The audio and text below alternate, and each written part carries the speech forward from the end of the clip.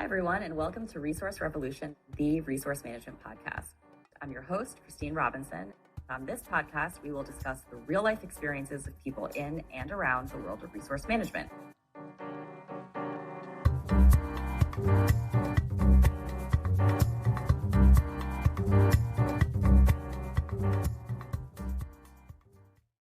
Our guest today is Sam Larkins, Head of Resource Management and Global Mobility, EMEA, at Norton Rose Fulbright.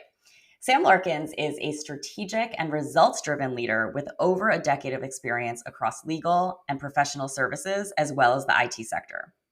Sam specializes in resource management, global mobility, and workforce planning, and has successfully led high-performing teams and driven major initiatives at Norton Fulbright, Amazon Web Services, as well as PwC. Sam is very clearly an expert in stakeholder management, very data-driven decision-making, as well as operational improvement, with a very strong focus on DEI, culture, and talent development. As if that wasn't enough, he is also a certified resource management professional, as well as a mental health first aider. Sam, welcome to the pod. Thank you, Christine. I'm really excited to talk to you today. So, Sam, you've done a lot. You're obviously someone who has found a way to be successful in this space. I always think it's interesting, and I've said this before, to my knowledge, you can't go to college and major in resource management. And so what I've known is that people in this field, especially interestingly, the ones that are most successful, they've either fallen into it or they got their start in a number of different ways. So what did your journey look like? How did that happen for you?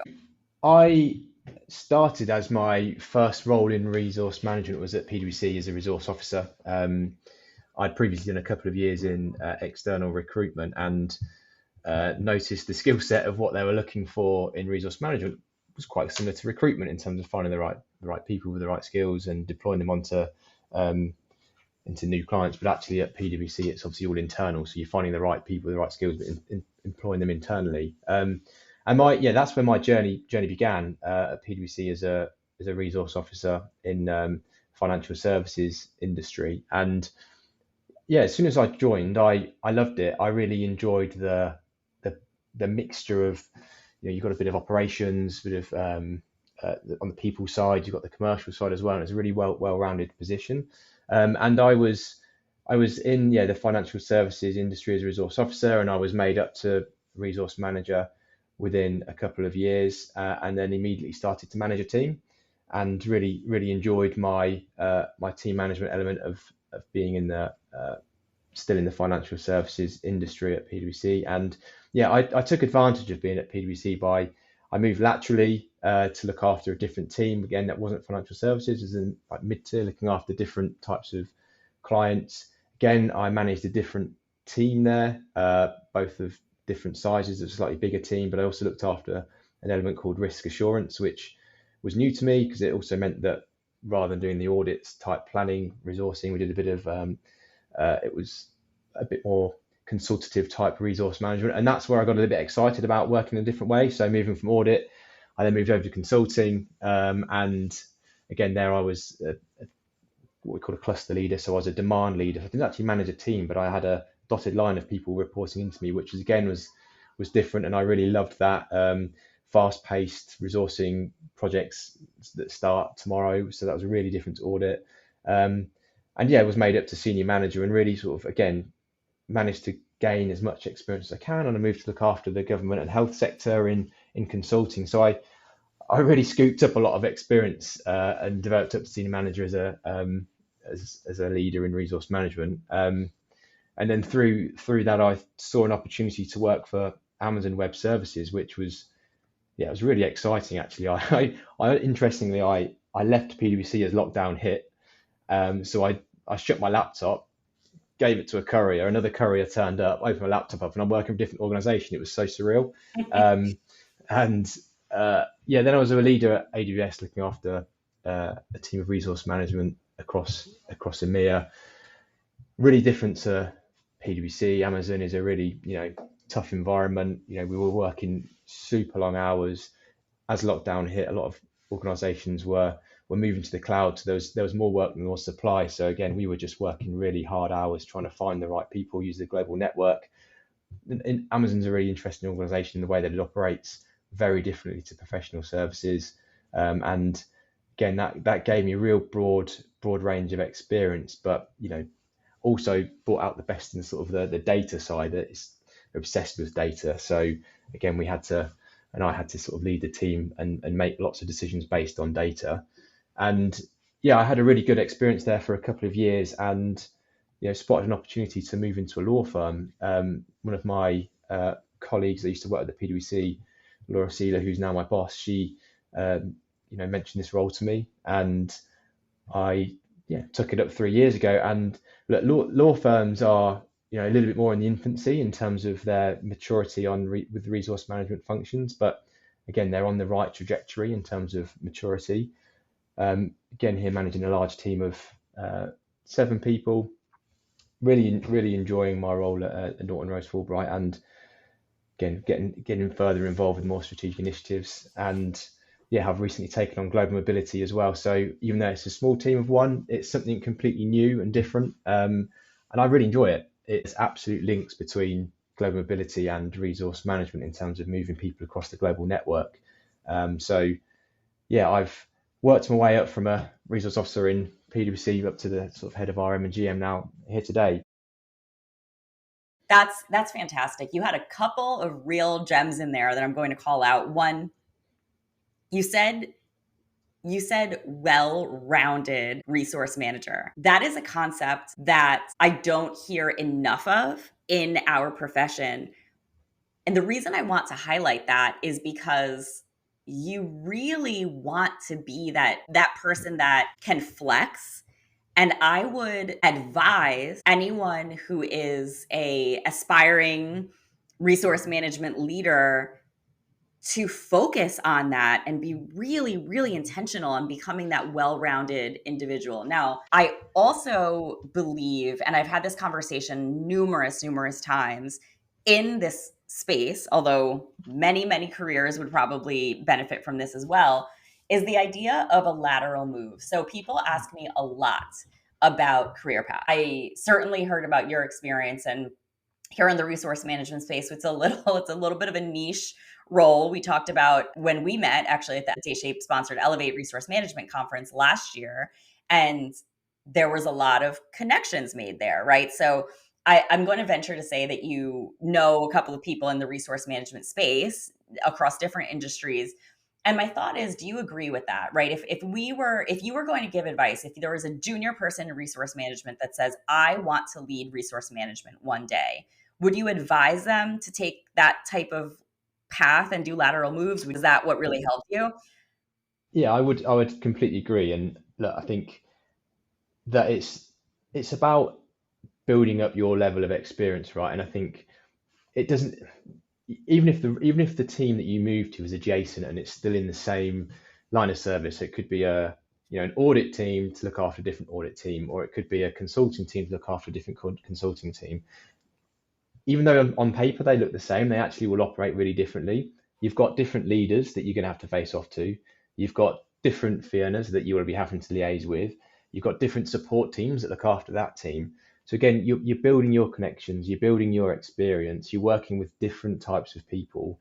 I'd say moving laterally, even if it is quite a close team, you'll take some experience and you'll apply it to your new team. But also there's something you're going to learn because things will operate in a different way. So I think the key word from me around the lateral moves is adaptability and being able to do that. And I think that's really important throughout your career if you want to continue to sort of go on, like you said, not necessarily a linear trajectory. It's important that you are adapting and you're building your experience in, and you're applying what you know, but also bringing in that new experience from the new team. I would say that was one thing I would strongly encourage. I've worked across different industries, and I'm not saying to be a leader you need to do that, because that's not exactly true. But again, it does also then give you a bit of a wider variety of experience working across different industries, and resource management is a like a profession, shall I say, but it's done very differently in different organizations. And again, you do get to learn, you can apply. You might get frustrated with how it's done when you first join, and then that's your job to try and adapt and learn and bring the right RM processes into place. But but gaining a variety of experience, I think, is only going to make you a better, well-rounded resource management professional. So my advice would be to do that and to seek out the opportunity to do so.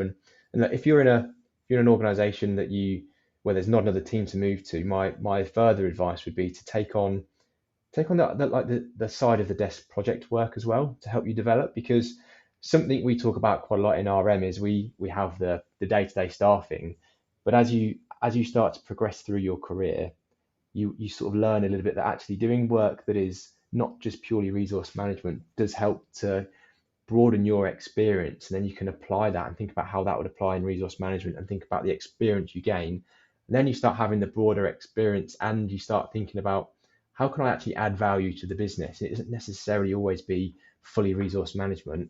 And that's actually selfishly part of the job I enjoy. Not that I don't enjoy resource management, but doing those broader projects and broader initiatives that have a broader impact on the business is something that I really enjoy. And then it also helps to elevate resource management. So there is that element to the role, I'd say, that for you to develop as an individual, think about the type of projects that you could work on that are broader than just resource management. So well said. Could not have said it better myself. It's not just this idea of having the hustle, as I said Mm. before, but it's having the side hustle, right? It's Yeah. doing all of that because, and again, I go back to this. It's this expression of we rise by lifting others, right? And so understanding how another part of the business works is going to help you do your job correctly. And by the way, it's going to help you add value. It's going to help you be more strategic.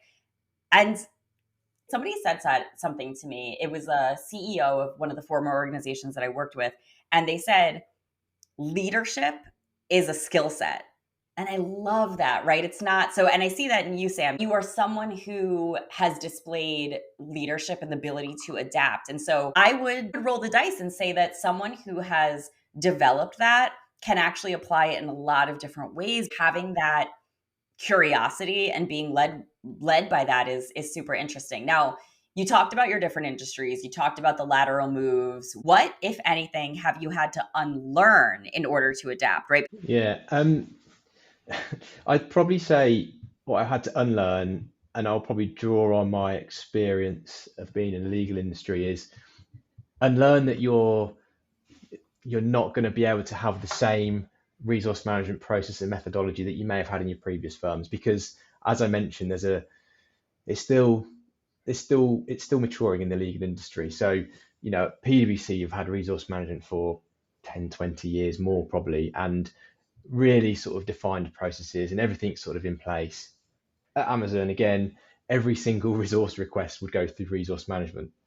Comes to the legal industry, you're involved with some things, you're not involved with others, and you've got to then roll out, and there's a bit of change management because you're trying to get them to use resource management more, um, and you're just changing behaviours. So to having to unlearn in terms of the control of the process and the RM, everything will come through resource management was something I had to learn pretty quickly, and it was a bit of a shock when I first joined here, and something I've had to embed within my team here at Norton Rose is just even tracking the number of roles that we're filling, because that wasn't something we were doing before. And so getting us into the mindset that if you can track what you're doing and then you can display the value, we can then play back to the business the value of the resource management function, because without the data you're struggling. It's just sort of anecdotes and emails and feedback, but actually being able to capture a lot of the things we're doing through data, we can then play that back to the business. So like I had to quickly unlearn that not everything's going to be perfect here in terms of process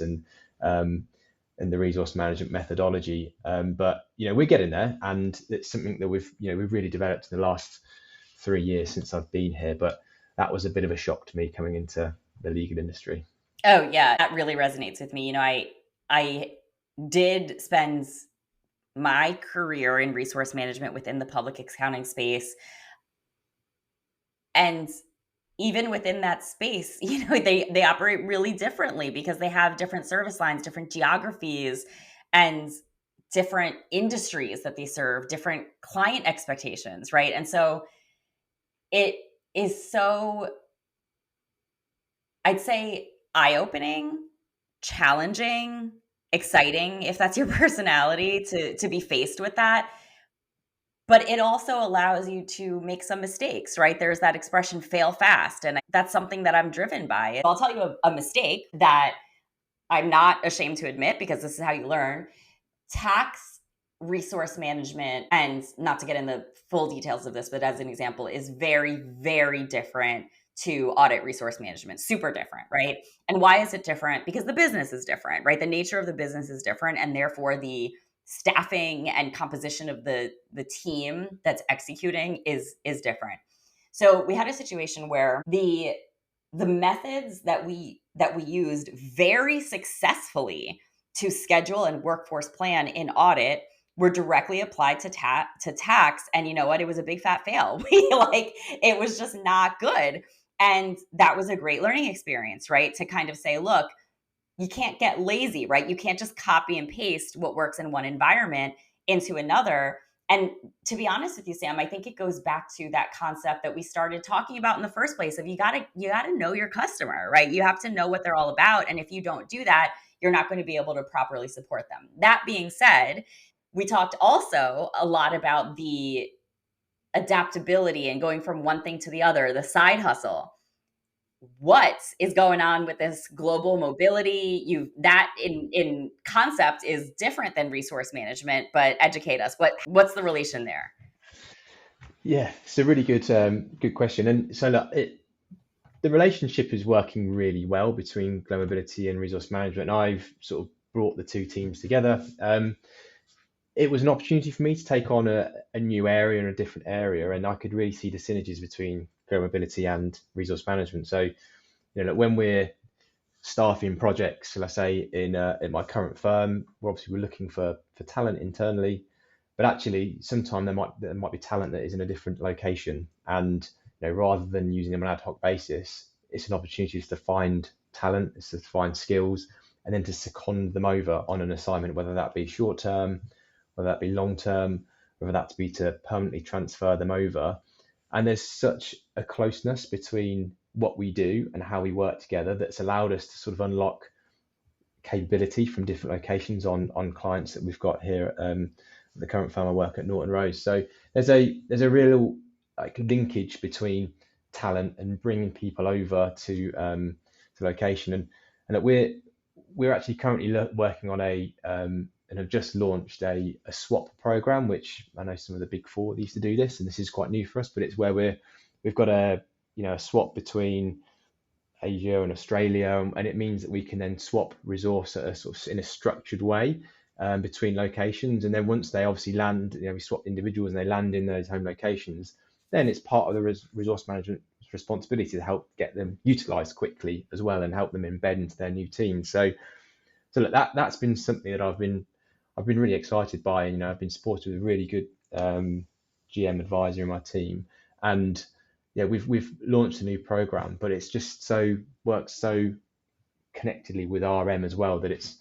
I think I've looked online, and I think I'm the only one that's head of resource management and global mobility. It's not a natural home, and I think I'm the only one that's got that. But it doesn't mean that it's a problem. It means that actually it's a good opportunity, and that there's real synergies between GM and RM, and it's something I'm really enjoying at the moment. I love that. And part of what you're describing resonates with me personally so deeply. I have a passion for not just the profession of resource management, but for the people in the profession. And I want for listeners to come out of this conversation with not only something that makes them think, but something really practically helpful for them. And so what you just described in terms of, I'll call it your side hustle that's turned into a formal part of your role, is certainly a way to contribute more broadly. When I was at Baker Tilly, right, I was able to pivot into that and integrate that into what I was doing from a resource management perspective. Now, similar to what you're describing, it was so connected, right? Resource management were the team that were really advising and driving how many extra resources we were going to need during busy season, what that leverage model mix should look like, and then having that visibility and the strategic, I'd say, oversight in the operational part of it, not the technical accounting part, but that I really believe helped me, in my role and helped me land some of my other career opportunities. So someone is listening to this and they're thinking, yeah, I need to do this. I need to take on that side hustle. I need to broaden my job. It's not handed to you, right? You have to pursue it. You have to be open to it. So what are some of those other things? And I don't, by the way, this is not pop quiz. There's the right answer. I don't even know the answers in my head, but let's get people thinking. So mine was the offshoring strategy and the expansion there. Yours is global mobility. What are some other areas do you think resource managers can look into? So you could also lean on the side of, depending on the setup of your team, but there's an operations function to get involved with supporting Yes. some of the on the operational side. I mean, I'll just sort of divulge a little bit, but I think what this is coming to around for me is around, if you're listening here and you're thinking about your career, the RM role does go up into sort of a funnel. You got to senior manager, you can get to head of, and then there's obviously director. But there aren't that many sort of broad roles that you can obtain that are sort of the director level of resource management. So just have a think about your career and think about what those other things are that you're interested in, whether that be on the operational side, whether that be global mobility, whether it be a bit more of a link to well-being, and what is it that really kind of excites you. It could also be talent management as well. Because I think, what I'm trying to say is, when you're building your career, just ensure you're broadening it, and it's not just resource management. And as you've said, Christine, there's different aspects that you can sort of pick up on the side, and you've got to be proactive around wanting to get involved with those, and sort of speak to the right people. And you've got to be able to, know what it is that you want to do. But I'd say just keep that in mind in terms of the additive parts of your role, because as you're going through your career, you may have to take a lateral move, like you say, Chris. You may have to go in to do a secondment to do something different, but you're broadening your experience, and there's so many different parts that you could do that are sort of adjacent to the resource management role. Even if it's like I said, go out and do something different in your career and in your current firm for 12 months and come back to RM. It's just broadening your experience to help your future career. So there's loads of different areas. Like I said, there's operations, well-being, talent management. That you've got a lot of things to choose from. And I'd suggest, even if it was supporting on the recruitment activity for some of your teams that you work with, or being involved with some of the wider HR initiatives as well, I think you can just gauge so much experience and gain it, that I think it's really important that you as an individual are proactive and have that hunger to want to do something that's not just resource management all of the time. 100% agree. Look, the reality is it's resource management for resource management. You guys are the experts in finding skill sets, in understanding what people are good at and how they can transfer those. I think resource managers across the globe would agree that a lot of times they get a request for a resource need and they just don't have anyone that has that perfect alignment, whether that's availability, skill set, level, geography even. And so the resource manager has to make that work, right? So they have to decide, how they're going to do that. And so do that for yourself, right? Use your skill set to apply that in your own career.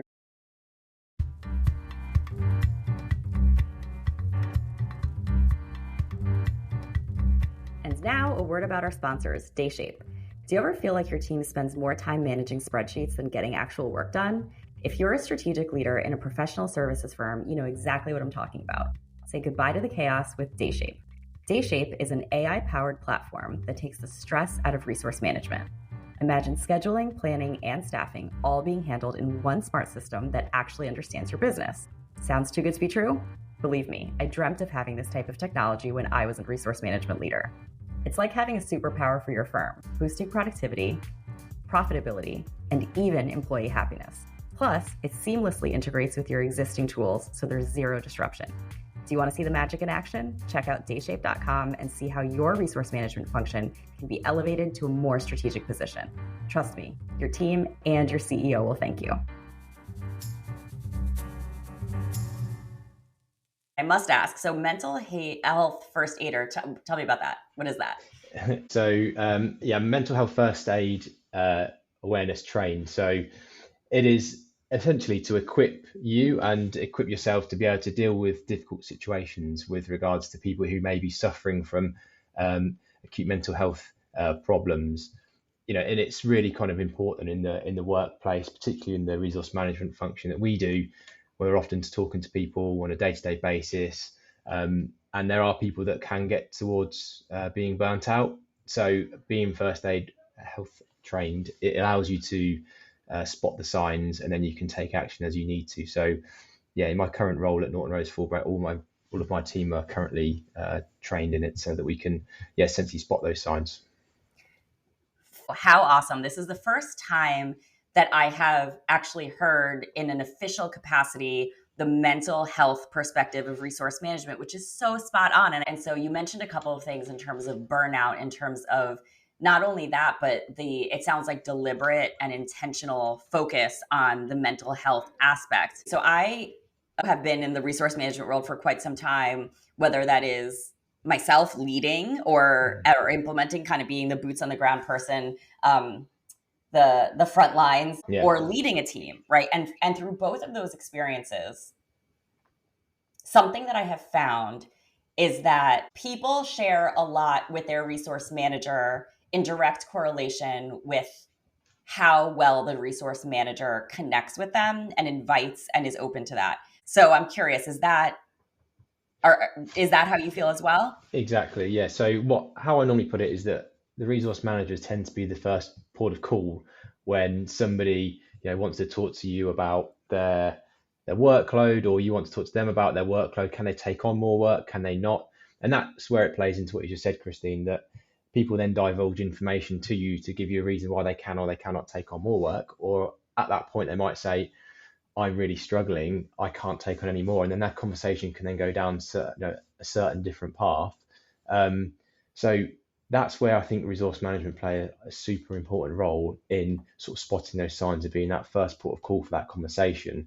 Obviously, what we'll always do, and I think it's really important to mention this, is when it's going down a certain route, you do then bring in the HR practitioners and the people that are there to be also the further support as well.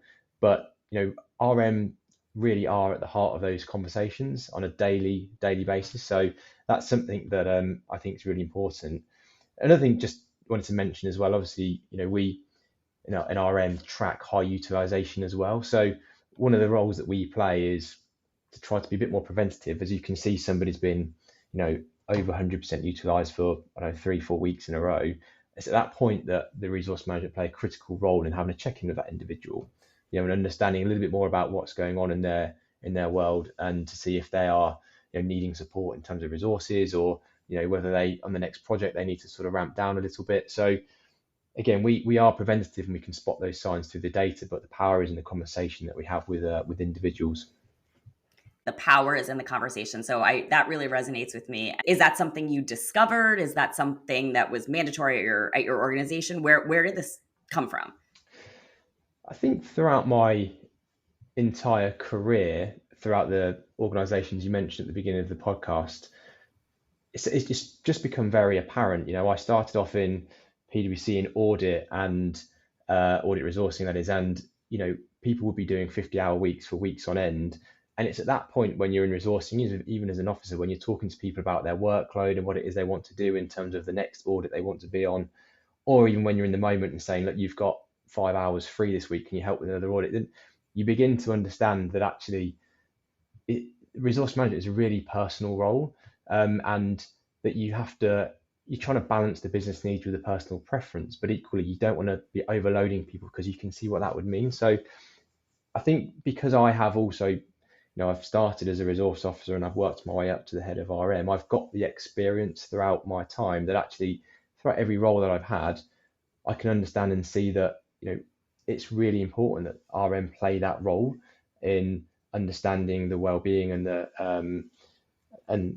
trying to get a little bit more of an understanding of whether they've got capacity or not. And I think just from my experience, that's what I think has driven this through. And I think particularly as I've got into the legal industry, again, the expectation on lawyers is really high in terms of billable hours. So again, it's really important that RM are playing in that space, and are trying to balance allocating work with understanding the well-being of individuals. And it's a really difficult one to play because there are instances whereby you get a call on a Friday afternoon and you have to find people who are going to work over the weekend, and that conversation is really difficult. And that that's going to be a hard conversation, but there is a bit of an art to how you can frame that conversation. It's not going to be easy, but there's a way you can do it. But equally, you are then getting a better understanding of individuals' well-being as well. So yeah, mixture of my experience to date, but also it being a pretty it's an intense environment in the legal industry. Fantastic. And so first, I could not agree more.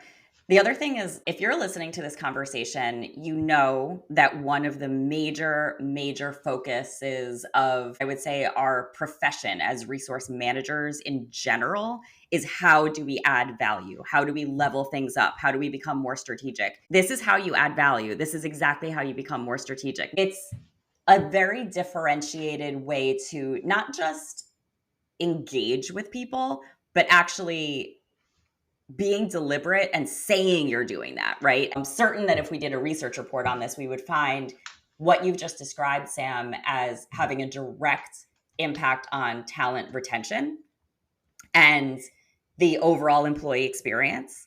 And realistically, if I was a leader that was in a position to really drive a team forward, I had growth goals, I want to expand our footprint, you can't do that without that level of engagement, right? And so I love all of that. Now, back to our initial meeting, Sam. We met at the Day Shape Elevate event.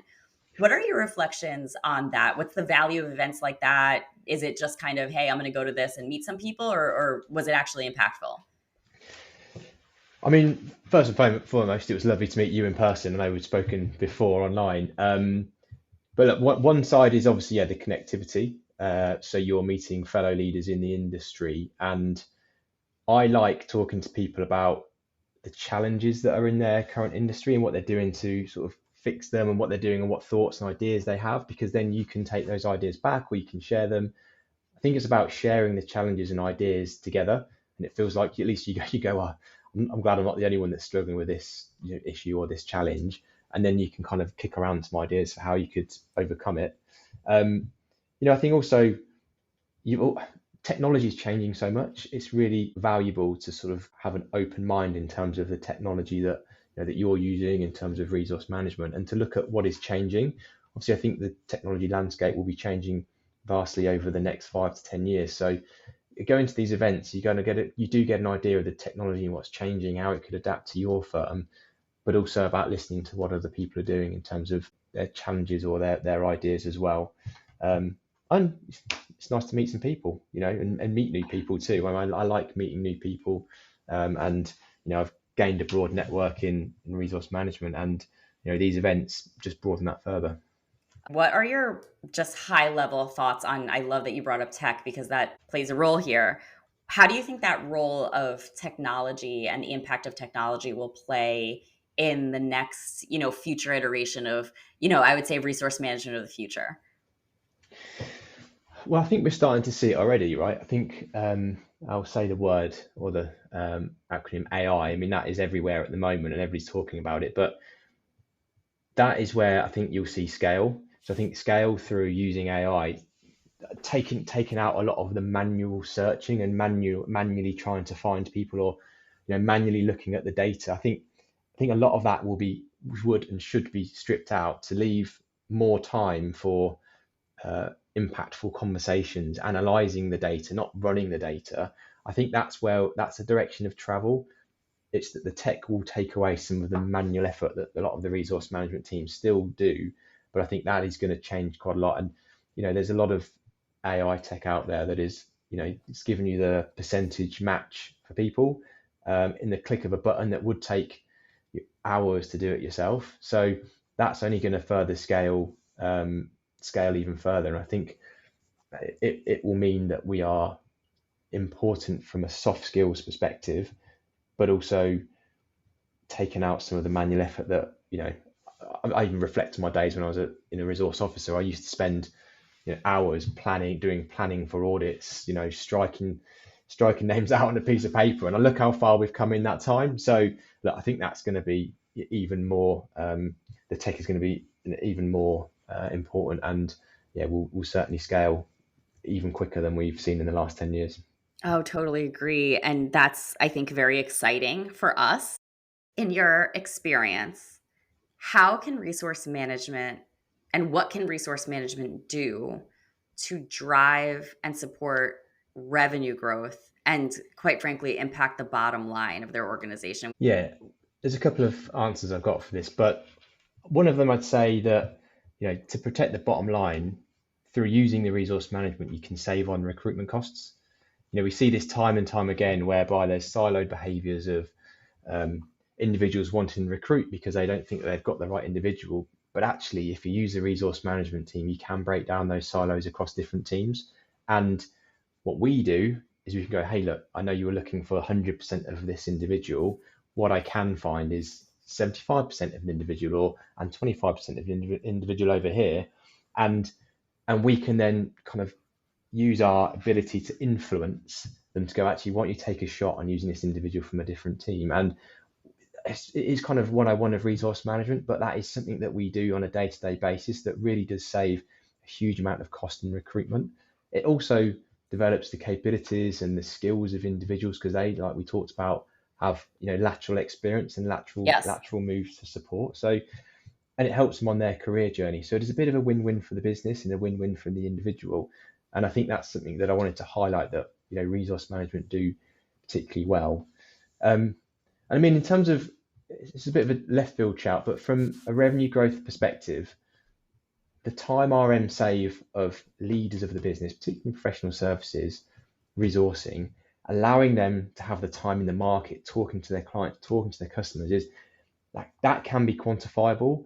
That we've saved the amount of money through RM actually resourcing the projects rather than it being partners, and then you can quantify that time saved, what partners would be doing, and it's a huge number, and that's one of the key data points that I always play back to the business is the amount of time saved of partners or senior people resourcing because the RM are doing it, and it allows them to hopefully be out talking to customers and clients and bringing in more work to grow revenue. So there's a sort of two-part answer to that, but that's what I'd say is a couple of areas I wanted to draw on. Spot on. I love the idea that it is quantifiable because it is quantifiable, right? Yeah, That leads me absolutely. to my next question though. So there's this idea of celebrating wins publicly. There's what you just described is certainly strategic. It is certainly value add. And the second part of that is letting people know that Yeah. you've done that, right? Yeah. So what, if anything, do you feel that is the invisible stuff that resource management does that perhaps is not publicly known? You've developed and trained your team. You're doing all this work. You're saving the leaders time so they can focus on business development and client relationships. You are having an impact on recruitment and retention cost. But do people know about it or is it invisible? Well, I mean, I'd say there are some intangibles that the resource management team do that don't get tracked. But we talked about this in the podcast today that having those check-ins with individuals, often we don't track that. So we don't say how many times have you checked in with somebody, how many times have you spoken to the X person, but it's because we do it as a matter of course as a team. And you're having those daily check-ins. How are you doing? How's your workload? Are you enjoying doing this? Is there anything else you want to take on? Are you developing skills? And I don't, and I know maybe some firms don't track those check-ins that we do with individuals, but they are the things that keep people happy because you are just understanding a little bit more about them and understanding what it is that they want to do and how they want to develop. What we don't play that back to leadership in terms of the amount of check-ins, but they're the sort of intangibles that resource management teams do that add so much value. And then we get that information, then we can help to sort of deploy them onto the project they want to do. You might get some feedback through if you have a sort of engagement surveys, and you might have some specific questions from around resource management. But if you don't, I'd say they are the sort of intangibles that the resource management team do that I think are super important and also super impactful too. Could not agree more. There's There's the thought, right? And I say this a lot, resource management is both an art and a science. Yeah. So that's part of it. You talked about the quantifiable nature of some of what we do, but then there's the intangible, as you described, which quite frankly, I think makes the role really interesting and really rewarding. We're getting to the end of our conversation, but I cannot let you leave without our quick rapid fire recap. What is the best career advice that you've ever received?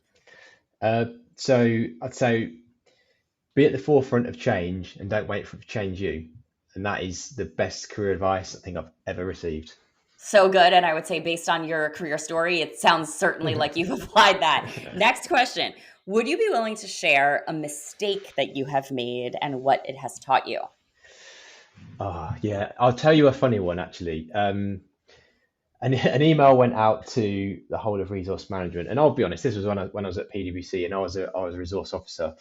And it was an advert for a resource manager role.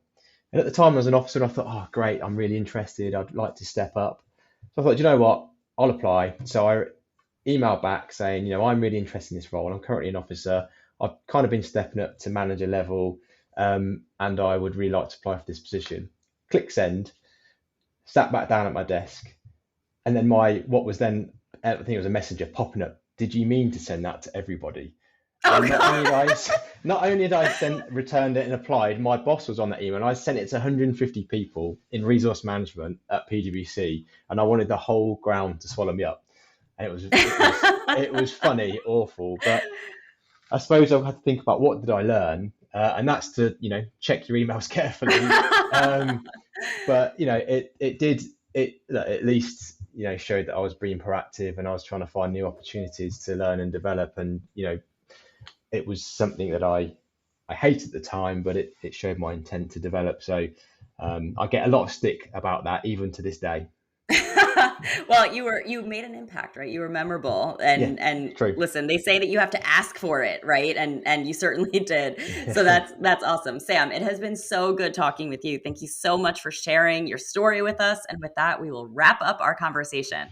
If you enjoyed this episode, please help others discover our show, like or subscribe on your podcast platform of choice. Thank you for tuning in, and we will see you next time on Resource Revolution.